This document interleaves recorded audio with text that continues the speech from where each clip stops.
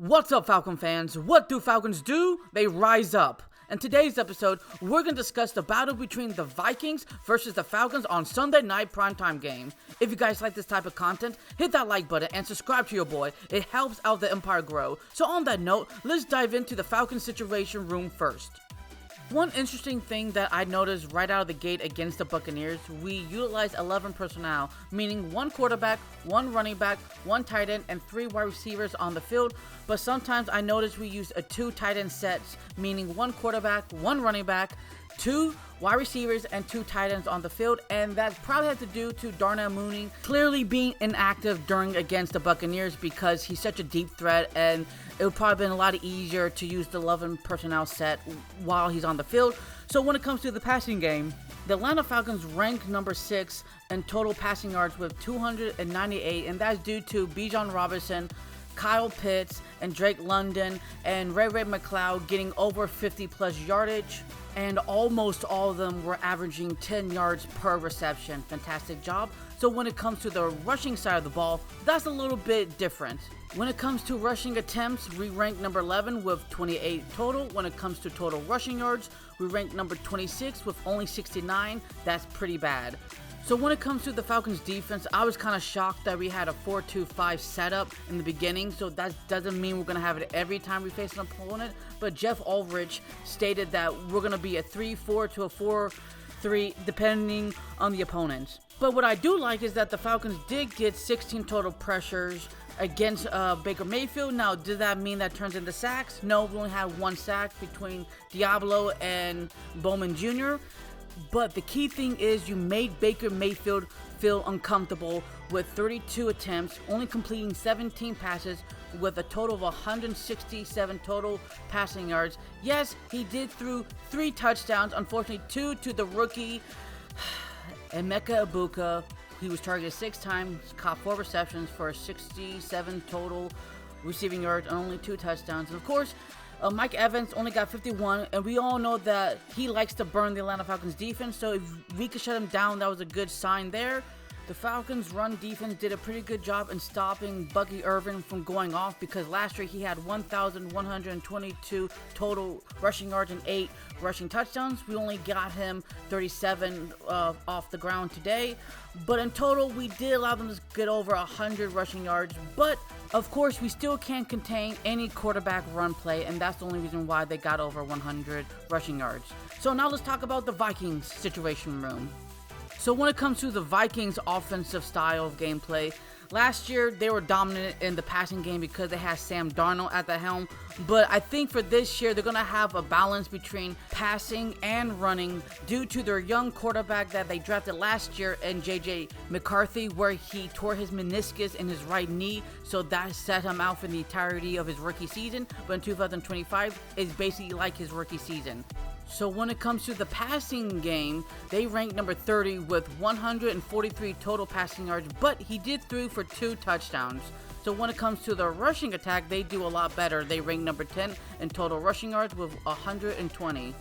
The good news for the Vikings offensive line, they did a great job in making sure that the running backs got a lot of wiggle room to go through the holes. But the bad side is they did allow J.J. McCarthy get 3 sacks.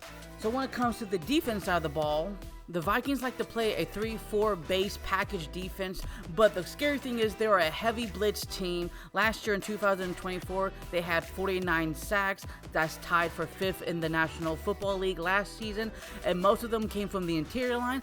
And guess what? The last game, Javon Hargrave had 2 sacks, and he plays the D-line front. So obviously we have to contain these guys. These guys like to put a 5-man front formation to go after the quarterback with ease, and we saw how destructive and disruptive that was against the Bears when they needed to. They almost caused 2 interceptions by Caleb Williams, but they did force 1 fumble, and of course they made sure that DJ Moore and Olamide Zaccheaus did not get any touchdowns, and they limited Aroma Aduze to only 37 yards, but he did get 1 touchdown. The Minnesota Vikings are going to do a lot of checks and balances with this young quarterback, making sure he doesn't go too crazy, because in the first, second, and third quarter, he did not play well at all. But of course, in the fourth quarter, he got 2 passing touchdowns and 1 rushing touchdown to help them win the day on his NFL debut. So we have to make sure we contain the quarterback at all costs. So in conclusion, I can see us winning this game, but I can also see us losing this game. The positive side for the Falcons is that we got a quarterback. Michael Penix Jr. did a fantastic job in the passing game. A little play calling, a little questionable, but besides that, I thought he did everything he needed to do to try to win this game. Our wide receiving core was finding gaps and creating separation to allow Michael Penix Jr. to give them the best opportunity to get a lot of yardage. Our defense stopped Baker Mayfield from spreading the ball around, because we know in the past couple of years with the Tampa Bay Buccaneers, he's been getting over 4,000 total passing yards in a season. So fantastic job in that department. We have a golden opportunity to check on J.J. McCarthy in this league, because he's so fresh and new. There should be no excuses for him to ball out. Of course, we have to clean up some areas, especially when it comes to penalties. We had 8. When it comes to the offensive line, we got to make sure we find creative gaps where the running back can find the hole with ease, and also protecting Michael Penix Jr. inside and outside the pocket, give him more time to ball out, because it just felt like he was getting pressured way too much. When it comes to the passing game as well, I counted at least 9 either drop balls or critical incompletions that really hurt the chain movement, where we could score some points. So when it comes to the defense side of the ball, drop interceptions are never fun. I counted 4 where they definitely could have helped us win this game. And the lack of sacks still haunts the Atlanta Falcons defense, even though we brought it and drafted all these young and old defensive players. We're still only able to get 1. That's unacceptable. We have to change fast. And of course, Koo, but really, it is what it is. He missed that final cut. Yeah, I know people are still angry about it, but there's a lot of things to get angry if we don't fix this immediately.